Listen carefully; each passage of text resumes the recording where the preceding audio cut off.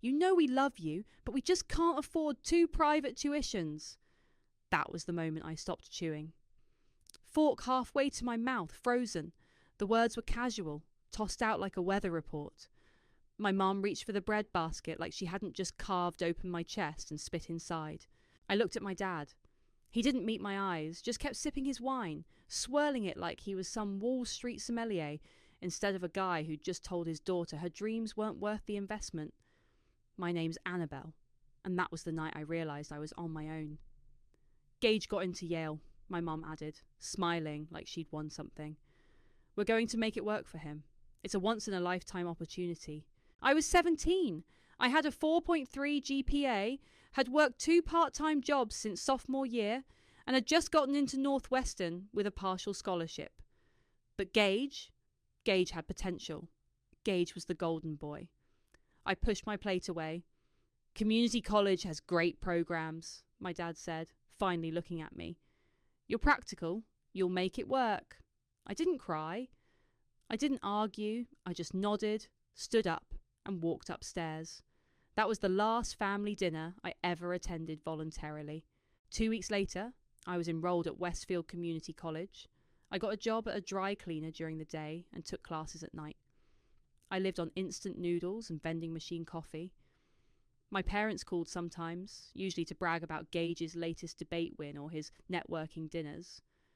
I'd listen, say, "That's great," and hang up before they could ask how I was doing. They didn't really want to know. I started freelancing, small business consulting, mostly for local shops trying to survive the Amazon era. I'd help them streamline their inventory, set up digital payment systems, rebrand their websites. Word spread. I was good. Better than good. One night, after finishing a logo redesign for a bakery, I checked my email and saw it. A photo attachment from my mum. Subject line, "So proud of our boy." I clicked it. Gage, in his cap and gown, standing on the Yale lawn with my parents on either side of him. Champagne flutes raised, grins stretched wide. The kind of photo you frame and hang in the hallway. I wasn't in it. I stared at the screen for a long time, then closed the laptop and went back to scrubbing the bathroom floor. I'd picked up a second job at a gym to cover textbooks. The next morning, I texted Olivia. "You still hate your job?" she replied in seconds, with the fire of 1,000 suns. "I have an idea." We met at a diner off 6th Street. She was in a pencil skirt and heels, makeup flawless, but the circles under her eyes were deep enough to swim in. "I'm starting something," I told her. "Real consulting, not just side gigs. I've got 3 clients already. I need someone to help me scale." She blinked. "You're serious?" "I'm broke, exhausted, and running on spite. I've never been more serious." She leaned back in the booth, smiling slowly. "Let's burn it all down." We started in my apartment. 1 desk, 2 laptops, and a whiteboard we stole from her old office after hours. We called ourselves A&O Strategies. It sounded like a law firm. Clients liked that. I didn't sleep much. I didn't date. I didn't go out. Every dollar went back into the business. Every win felt like a middle finger to the people who thought I'd settle for practical. A year in, we landed our first 6-figure contract with a regional grocery chain. I called my mum that night just to see if she'd ask how I was. She didn't. "Gage just got offered a summer internship in DC, she said. "He's such a natural leader." I hung up before she finished the sentence. A few months later, I saw Gage's post on LinkedIn. "Thrilled to announce my promotion to Strategic Director at Linton Partners." There was a photo of him in a suit, leaning on a glass railing like he owned the skyline. I stared at it for a while, then clicked on the comments. All congratulations. All fluff. But something didn't sit right.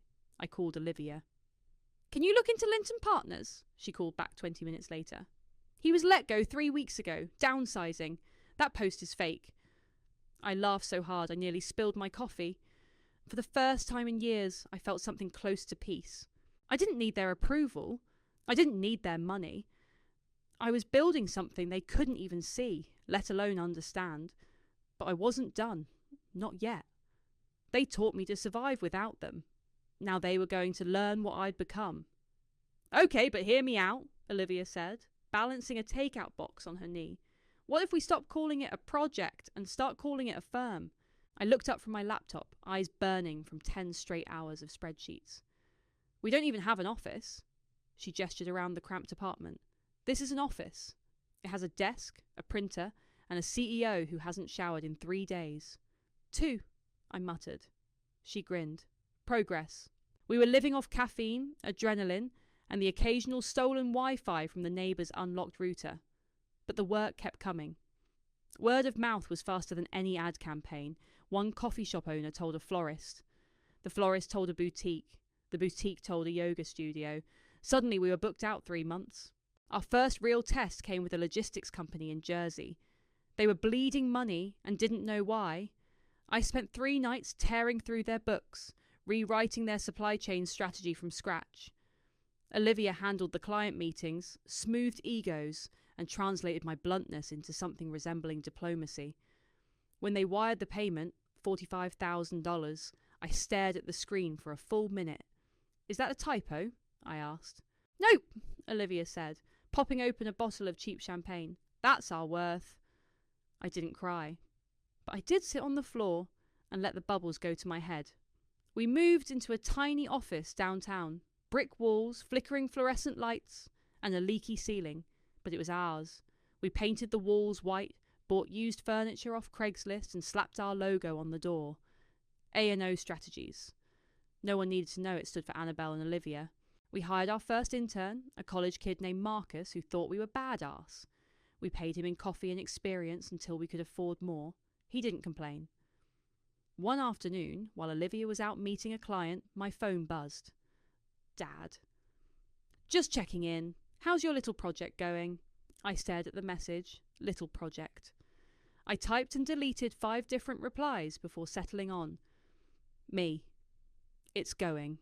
He didn't respond. Later that night, Olivia came back from her meeting with a smirk. You'll love this, she said. Guess who I ran into? God. To apologise? She laughed. No, your brother's old friend Tyler, the one who used to call you boss baby. I rolled my eyes. What does he want? He just got laid off. Said Gage might be next. I paused. Seriously? She nodded. Apparently Gage's promotion was more like a reshuffling. They're trimming the fat. I leaned back in my chair, letting that sink in. Huh! Olivia raised an eyebrow. You okay? Yeah, I said. Just processing. I didn't gloat, not out loud, but inside something shifted. The pedestal they built for him was starting to crack. That weekend, I skipped sleep and built a new proposal for a chain of wellness spas. Olivia reviewed it Monday morning, coffee in hand. This is brilliant, she said. You sure you don't want to sleep first? I'll sleep when we hit 7 figures. She laughed, but I wasn't joking. The next few months were a blur. We landed 3 new clients, doubled our revenue, and finally hired a full-time assistant. I started wearing real blazers instead of hoodies. Olivia made me get business cards. We were still working 12-hour days, but now they came with catered lunches and a cleaning service. I even upgraded from instant noodles to actual groceries. My fridge had vegetables. That felt like success. Then one night, I got tagged in a post. Gage, standing in front of a skyline, captioned, "Grateful for new beginnings. Onward and upward." No company name, no job title. I clicked on the comments, all vague congratulations, no specifics. I texted Olivia. He's lying again, she replied with a screenshot from a recruiter site. Gage's profile was marked open to work. I stared at it, thumb hovering over the screen. Then I locked my phone and went back to work. That Friday, Olivia and I sat in our office, eating Thai takeout and reviewing quarterly numbers. We're going to need more people, she said. Real hires, not just interns. Ibrahim's coming in next week, I said. He might be a fit for HR. She nodded. Good. We're getting too big to wing it. I opened a new spreadsheet. Let's plan out the hiring funnel. Before we could start, my phone buzzed again. Mom. Can we talk? It's about your brother. I stared at the message. Olivia glanced over. Everything okay? I showed her the screen. She raised an eyebrow. You gonna call back? I shrugged. Let's finish the funnel first. But I couldn't stop thinking about it. They never called about me. Not when I got my first client, not when I moved into the office, not when I paid off my student loans in full. But now, when their golden boy was slipping, now they wanted to talk. I didn't know what they'd ask, but I knew one thing for sure. I was ready to answer. The event was called Pitch and Pour, which basically meant overpriced cocktails and a lineup of tech bros trying to sell apps no one needed. Olivia and I went because 2 of our clients were sponsoring it, and networking never hurt, especially when half the room was drunk and bragging. I was halfway through a flat gin and tonic when I heard the voice. Still the same, huh? Cheap drinks, loud music, and a desperate crowd. I turned. Jake. Same smug smirk. Same gelled hair. Same tailored blazer that screamed, I still think I'm 22 and important. Jake, I said flatly. Annabelle. He gave me a once-over. Wow, you look successful. I am, I smiled. And you look like you're pivoting. He laughed, but it didn't reach his eyes. You heard about the app? Which one? The one that tracked your friends' moods, or the one that helped you optimize your brunch schedule? Funny. He sipped his drink. We're rebranding. It's a lifestyle platform now. That sounds like something you say when you're out of money. He blinked, then laughed again. You always had bite. I remember that. I didn't respond. Olivia appeared at my side, eyes narrowing. Everything good here? She asked. Peachy, I said. Jake was just explaining how failure is the new innovation. Jake raised his glass. To reinvention. We left him standing there and headed toward the stage. A guy in a hoodie was pitching a budgeting app for freelancers. It was terrible, but the crowd clapped anyway. I hate this place, Olivia muttered. Same, I said. Let's make it worth it. During the Q&A, I raised my hand. Your monetization model assumes a 30% user conversion rate. What data supports that? The guy stammered. Olivia leaned over. You're such a menace. 2 investors came up to us afterward. We chatted, exchanged cards, and set up meetings. Jake watched from across the room, his jaw tight. Later, in the Uber, Olivia turned to me. You know he used to call you delusional behind your back, right? I know, I said. You crushed him tonight. I looked out the window. Didn't feel like anything. The next day, I was back at the office before sunrise. My inbox was overflowing, and Ibrahim was waiting in the lobby with a stack of resumes. We reviewed them over coffee. He was calm, methodical, and sharp, the kind of person who didn't waste words. I like him, I told Olivia after he left. Let's bring him on. Done, she said. Also, your mum called again. I froze. She left a voicemail, Olivia added. I didn't listen. I nodded and pulled out my phone. The message was short. Hi, sweetheart. Your brother. He's having a hard time. Can we talk? I played it twice. Her voice sounded tired, not sad, just inconvenienced. I deleted it and went back to work. That night, I couldn't sleep. I kept thinking about Jake's face, the investor's interest, the look in Olivia's eyes when I tore through that pitch. I'd won. Again. But it didn't feel like a win. The next morning, I was in the middle of a Zoom call when my phone buzzed. Mum. Please, lunch, just us. I stared at the message, then typed a reply. Me. Fine. Friday, noon. The bistro. Olivia looked up from her desk. You sure? No, I said. But I'm going. Friday came fast. I wore a navy suit and heels sharp enough to stab. They were already at the table when I arrived. My mum in pearls, my dad in a blazer he'd probably worn to Gage's graduation. Annabelle, my mum said, standing to kiss my cheek. I let her, then sat. The waiter came. We ordered. Small talk. Weather. The traffic. My dad asked if I still lived in that little apartment. I own a condo now, I said. Oh, my mum said, blinking. That's nice. Silence. Then she leaned in. It's Gage.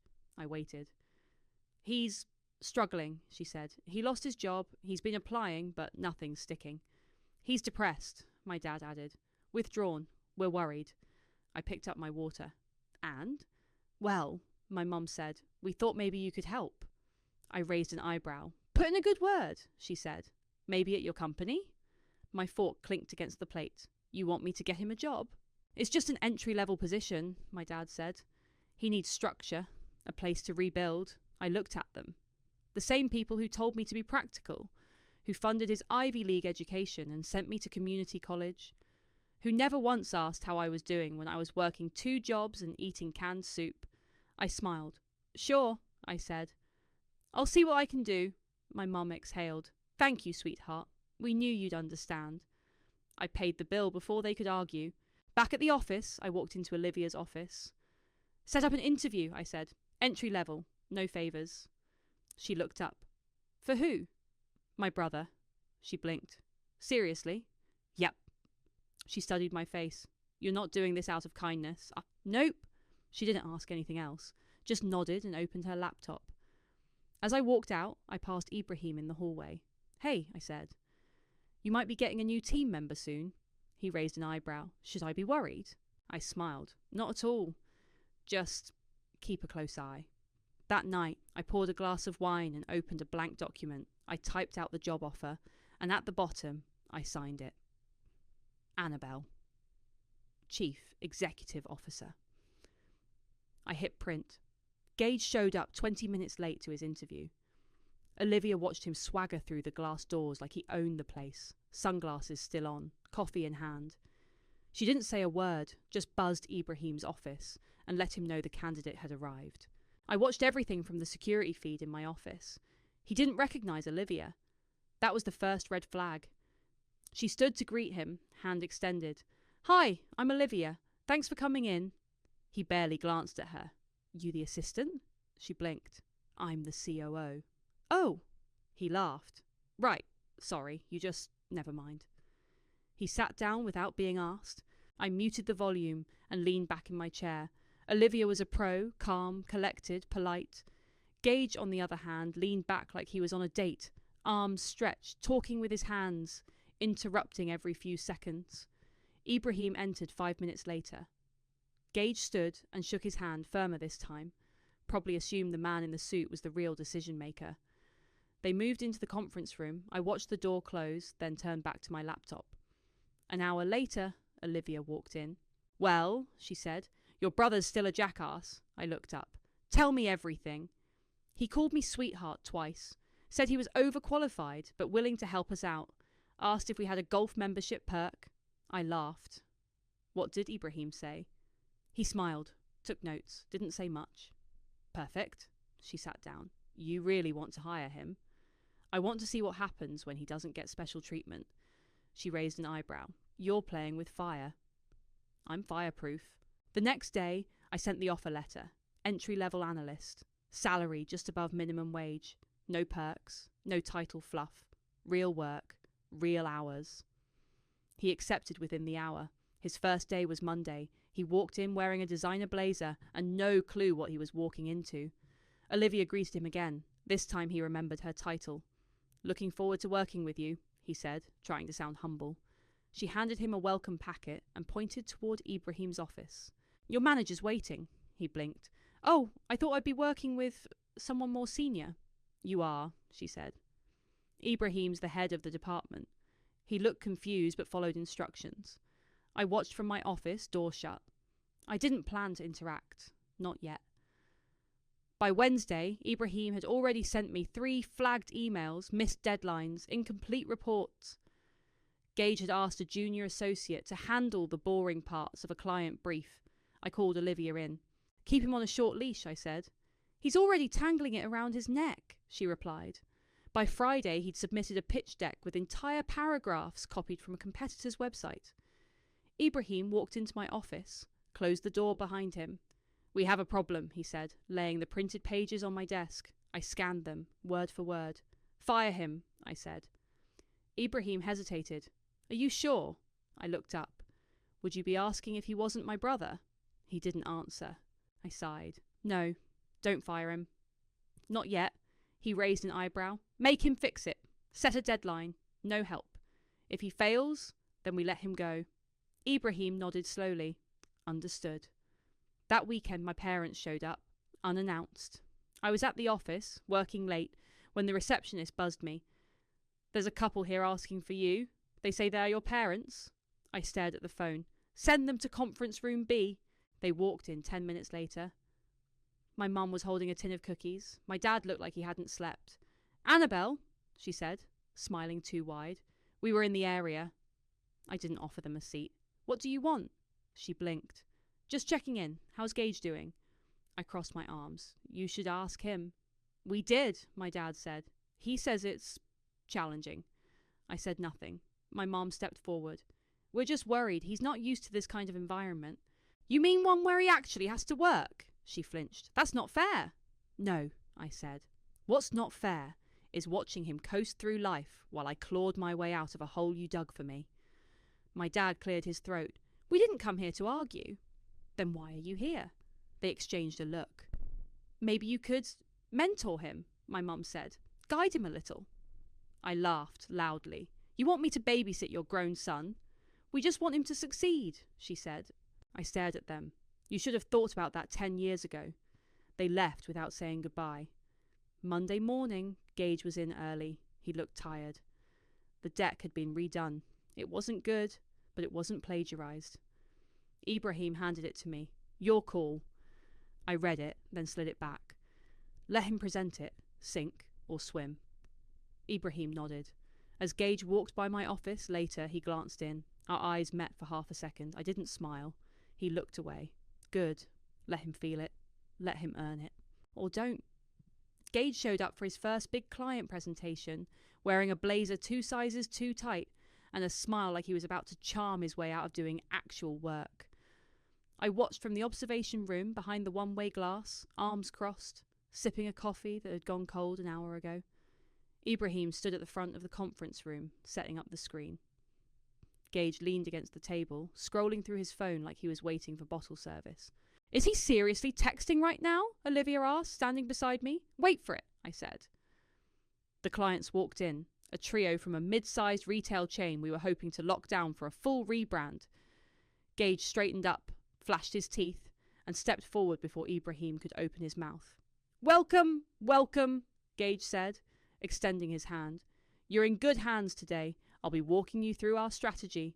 Ibrahim didn't flinch. He just returned to the laptop and clicked to the first slide.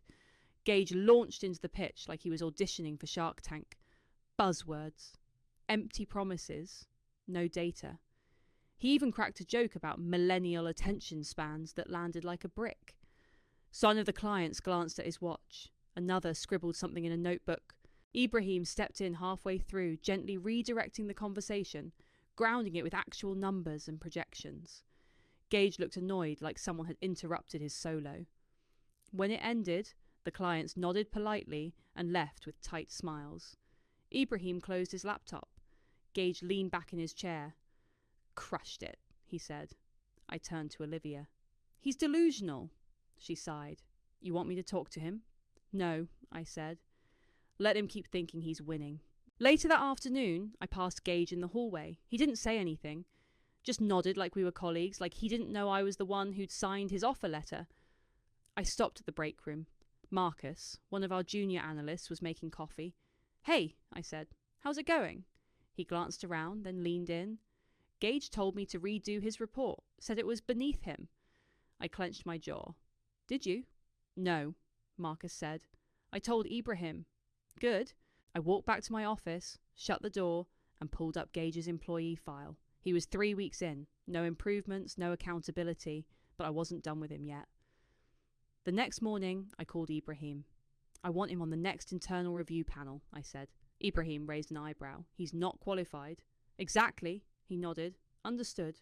The panel was a monthly meeting where department heads reviewed ongoing projects and gave feedback.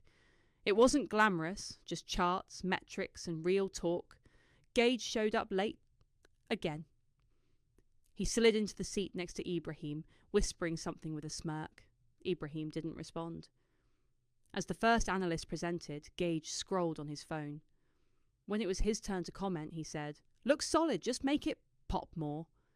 I saw Olivia's eye twitch from across the table. The next presenter was a junior designer. She'd been working on a rebrand campaign for a boutique hotel chain. Her mock-ups were clean, smart, and backed by solid market research. Gage leaned forward. Have you considered using more gold? It feels cheap. She blinked. The client asked for minimalist. Minimalist doesn't have to mean boring, he said, waving a hand. I cleared my throat. Every head turned. I stood from the back of the room. Gage, I said. Do you know the client's target demographic? He blinked. Upscale travellers? Wrong. Mid-range families, budget conscious. They specifically requested neutral tones to avoid alienating their base. He opened his mouth, closed it. I turned to the designer. Your work is on point. Proceed. She smiled, relieved. I looked back at Gage. Stay after. The room emptied fast. He stood awkwardly, hands in his pockets. What's up? He asked, trying to sound casual. I walked to the front of the room. Do you know who I am? He frowned. What? I mean, really? Do you know what I do here? He hesitated. You're in upper management, right? I stepped aside and pointed at the plaque on the wall behind me. The one with my name. The one that said CEO. He stared at it, then at me. No way, he said. I didn't smile. You've been working here for 3 weeks. You've disrespected your co-workers, ignored instructions, and failed every basic expectation.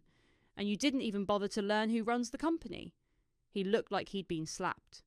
I didn't know, he stammered. I know. That's the problem. He looked down. Why didn't you say anything?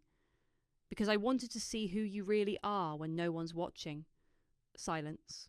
I gave you a chance, I said. Not because I believed in you, but because I wanted you to see what it feels like to earn something. He swallowed hard. Are you going to fire me? No, I said. Not yet. You're going to fix your attitude. You're going to do the work. And if I hear one more complaint, you're out. He nodded, eyes wide. Dismissed. He walked out slower than usual. Olivia stepped in a minute later. You finally told him? Yeah. She sat down. How'd it feel? I looked at the plaque. Like the beginning of something, she nodded. Or the end. I didn't answer. I just stared at the door he'd walked through and waited. Gage lasted exactly 4 days before screwing up again.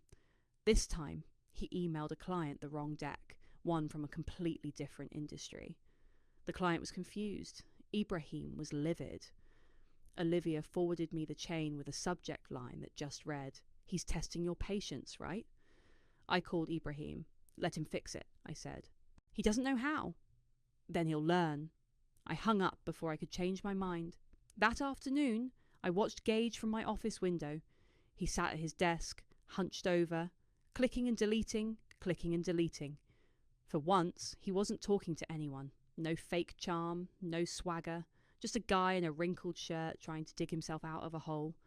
He looked up and caught me watching. I didn't look away. Later that week, my parents showed up again. They didn't even call first, just walked into the lobby like they owned the place. The receptionist buzzed me. Your parents are here again. Should I? Put them in the small conference room, I said. I'll be there in 10. Olivia walked in as I was grabbing my tablet. They really don't get it, do they? Nope. You want me to sit in? No. I've got it. When I walked into the room, my mum was rearranging the chairs like she was hosting brunch. My dad was pacing. Annabelle, she said, smiling. We were just in the area again. Cut the crap, I said, sitting. What's going on? My dad stopped pacing. We're concerned. About? Gage, my mum said. He's not doing well. I waited. He's overwhelmed, she continued. He says the environment is hostile. I laughed. Hostile? You mean accountable? He's not used to this kind of pressure, my dad said.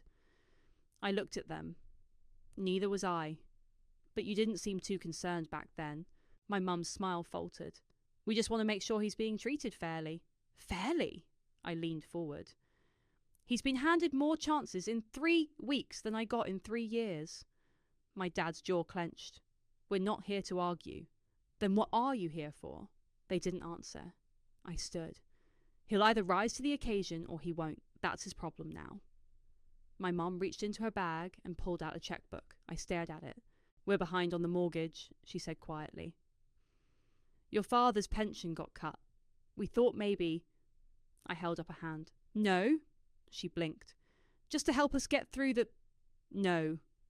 My dad looked at me like he didn't recognise me. We're your parents. And I was your daughter, until he came along. They didn't argue. I left the room. Olivia was waiting by the elevators. They ask for money? I nodded. Did you give it to them? No, she exhaled. Good. Back in my office, I sat down and stared at the ceiling. The satisfaction I thought I'd feel wasn't there. Just a dull ache in my chest and a lingering taste of something bitter. The next day, Gage was quiet. He didn't flirt with the receptionist. He didn't crack jokes in the break room. He sat at his desk and worked. Ibrahim knocked on my door around noon. He redid the deck, he said. It's not great, but it's clean, accurate. Progress, I said. Ibrahim hesitated. He asked if he could shadow one of the senior analysts. I raised an eyebrow. He said he wants to learn. I nodded. Let him. Ibrahim turned to leave, then paused. You know this is eating at you, right? I looked up. What? This game you're playing. It's not winning, it's bleeding. I didn't respond. He left. That night, Olivia and I stayed late, working through a proposal for a new healthcare client. You okay? She asked, not looking up from her laptop. I'm fine. You're lying, I sighed. They asked me for money. She closed her laptop. Wow. Mortgages behind, pensions cut. They didn't even try to hide it. And you said no? Yeah. Good. I stared at the wall. I thought it would feel better. Olivia leaned back. You've been climbing this mountain for 10 years, Belle, and now you're at the top, but you're still looking down. I didn't say anything. She stood, grabbed her coat. Just don't forget to look around once in a while. The office was quiet after she left. I walked out to the floor, past the rows of empty desks. Gage was still there. He looked up when I passed. Hey, he said. I stopped. Ibrahim said I could sit in on a client call tomorrow. Good, I said. He nodded. I'm trying. I looked at him. For the first time, I almost believed him. Keep trying, I said. That's all you've got. He nodded again, quieter this time. I walked away. Back in my office, I sat down and stared at the city lights outside. Everything I wanted was here, and yet something still felt missing. But I wasn't done, not yet. The receptionist buzzed my office just after 11 a.m. They're here. I stood, smoothed the front of my blazer, and walked to the elevator lobby. Martina, Leo and Gage were clustered near the water cooler, all three looking out of place in our sleek, glass-walled office. My mother clutched her purse like it was a lifeline. My father's mouth was set in a flat line. Gage looked like he hadn't slept in days. They didn't see me. Not yet. I nodded at the receptionist. Let them wait a few more minutes. She gave a slight smirk. Of course. I walked back into the executive suite and closed the door behind me. Olivia was already waiting at the long table, a tablet in hand. You sure you want to do this? She asked. Yes. She nodded. Then let's make it clean. I gave her a look. No blood, just truth. 5 minutes later, the receptionist buzzed again. They're ready. I pressed the intercom. Send them up. A few moments passed. Then came the knock. Come in, I said. The door opened. My parents stepped in first, followed by Gage. They froze. There it was, my name, etched in brushed steel on the wall behind me. CEO, large, unmistakable. Gage's eyes widened. My mother's mouth opened slightly. My father's face went pale. I gestured to the chairs across from me. Have a seat. No one moved. You're the CEO? My mother finally said. I am. Gage blinked. Since when? Since the beginning. He sat down slowly. My father remained standing. You've been lying to us. No. You just never asked. Olivia slid a folder across the table. Let's begin. My mother reached for it with trembling fingers. Inside were performance reviews, client feedback, and a formal notice of Gage's probation status. This is harsh, she whispered. It's honest, I said. This is how we treat every employee. No exceptions. Gage looked at me. You set me up. I gave you a job. You set yourself up. He leaned forward. You wanted me to fail. No, I said. I wanted you to see what it feels like to earn something. My father finally sat. You've changed. I had to. My mother looked at Olivia. You let this happen? Olivia smiled. I helped build it. Silence stretched across the room. Gage rubbed his temples. I didn't know. I thought you were just doing okay. I didn't think you were this. I leaned forward. You didn't think about me at all. He looked down. My mother cleared her throat. So what now? You keep him on? Let him suffer? I stared at her. He's an adult. He can choose to grow or go. That's up to him. My father stood. This is cruel. No, I said. This is karma. He opened his mouth, then closed it again. My mother's voice cracked. We're your family, I stood. You made that clear when you chose him over me. Over and over. She shook her head. We did what we thought was right. No, I said. You did what was easy. The room went quiet. Olivia tapped her tablet. We're done here. They stood. Gage lingered. I'm not asking for a handout, he said. Good, I replied. Because you won't get one. He nodded slowly. I'll do better. Then prove it. He walked out. My parents followed, silent. The door clicked shut behind them. Olivia exhaled. Damn. I sat back down. Think they got the message? She asked. They got something. She leaned forward. You okay? I looked at the empty chairs across from me. I don't know. She stood. I'll give you a minute. When she left, I turned to the window. Down below, I saw them exit the building. My mother clutched my father's arm. Gage walked behind them, slower, smaller. They didn't look back. I didn't expect them to. I picked up the folder they'd left behind. Inside was the final page of Gage's review. Ibrahim's notes were blunt but fair. Shows potential, needs direction, lacks humility. I closed it and set it aside. Then I looked at the plaque on the wall. Community college wasn't a punishment. It was prep. For this. The office was quiet. Too quiet. No ringing phones, no clacking keyboards, no Olivia yelling across the floor for someone to fix a formatting error. Just the low hum of the AC and the soft tap of my heels on the polished floor as I walked toward the glass wall. Gage's desk was empty. Ibrahim walked up beside me holding a folder. He didn't show up today, he said. Did he call? No, but he cleared out his things. I nodded. Okay. Ibrahim hesitated. You want me to follow up? No, let it go. He gave a short nod and walked away. I stood there a moment longer, staring at the empty chair, the same one I'd watched him slump in, fumble through reports, fake confidence, the same chair where I'd hoped, maybe, just maybe, he'd figure it out, but he didn't. And maybe he wasn't supposed to. Back in my office, Olivia was waiting, arms crossed. So, she said, he's gone. I sat down. Looks like it. She tossed a manila envelope onto my desk. Final paycheck. Ibrahim said to sign it. I opened it, pulled out the check and stared at the name. Do we mail it? Already did, she said. Along with his exit paperwork. I nodded. Thanks. Olivia didn't move. You okay? I'm fine. She frowned. You don't look fine. I leaned back. What does fine look like? Not like someone who just won the war and forgot how to celebrate. I didn't answer. She sat down across from me. You got what you wanted. They saw you. All of them. They saw everything. Yeah. And? I looked at her. And it didn't fix anything. Olivia was quiet for a moment. Then she said, maybe it wasn't supposed to. I glanced at the window. The city stretched out in every direction, tall and cold and full of people who didn't know or care what it took to get here. I thought it would feel like justice, I said. It was, she replied. Just not the kind that hugs you after. I laughed, a short, tired sound. She stood. You still seeing Rosalind? Skipped a few weeks. Go back. I picked up my phone and stared at the screen. I'll call her. Good. She walked to the door, then paused. You're not alone, Belle, even when it feels like it. I nodded. After she left, I sat there for a while, staring at the empty chair across from me. Then I picked up the phone and dialed. Rosalind speaking. It's Annabelle. Oh, she said, surprised. Hi, it's been a little while. Yeah, I know. You want to come in?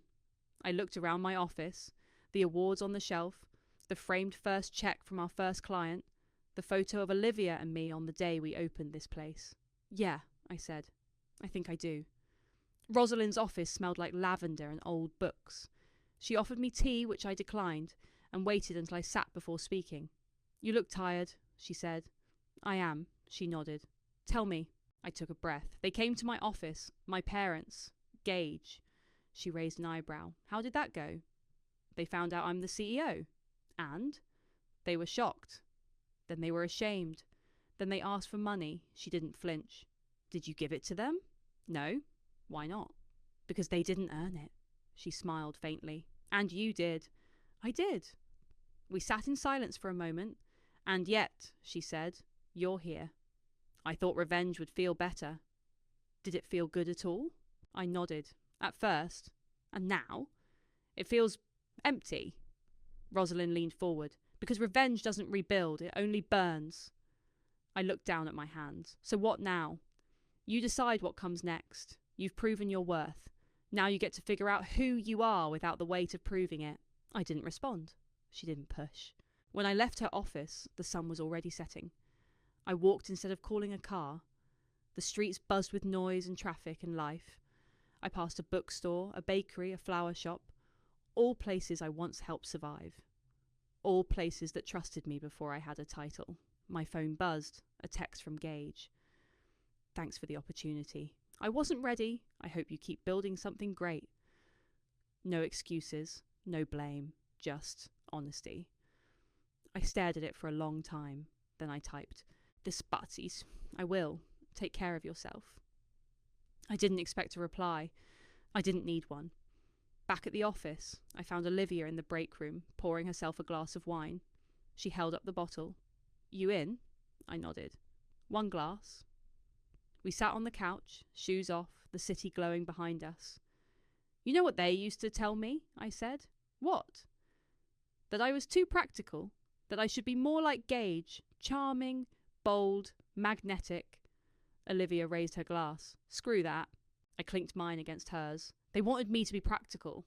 I took a sip. Now they know, I said. Karma is too.